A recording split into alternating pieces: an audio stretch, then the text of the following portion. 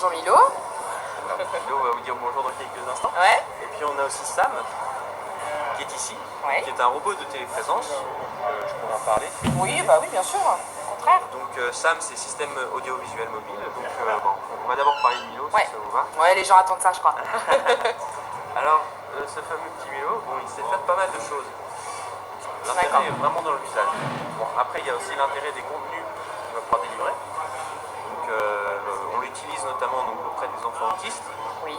Donc, dans le cadre de l'autisme, par exemple, on va pouvoir apprendre à la personne autiste à reconnaître ce qu'est, par exemple, la joie, ce qu'est la peur sur un visage humain grâce à Milo.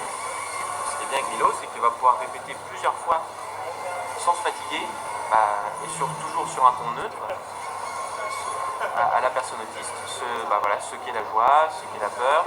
Et par exemple aussi lui apprendre à tenir une conversation avec quelqu'un. Donc il va expliquer à la personne autiste qui est en face de lui, par exemple, que dans une conversation, il faut écouter l'interlocuteur. Et puis après, il faut lui répondre. Voilà. Donc il y a tout un jeu en fait qui se fait avec Milo. Et donc on a aussi de l'autre côté de Milo, via une tablette, quelqu'un qui va contrôler Milo en fonction de ce que la personne en face de Milo, donc par exemple dans notre scénario, la personne souffrant d'autisme, répond. D'accord. Donc Milo, il n'est pas seulement utilisé pour l'autisme, il est aussi utilisé pour la maladie d'Alzheimer. Ouais.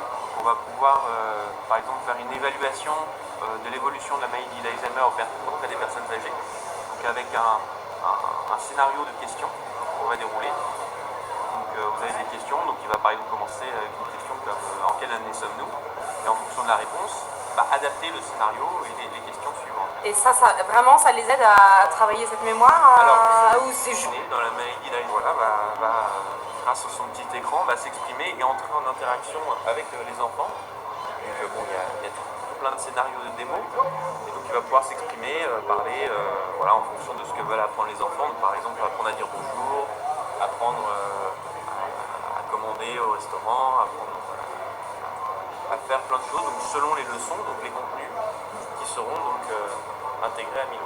Les gens sont interpellés et viennent le voir, viennent le toucher. D'accord. Et il mesure combien?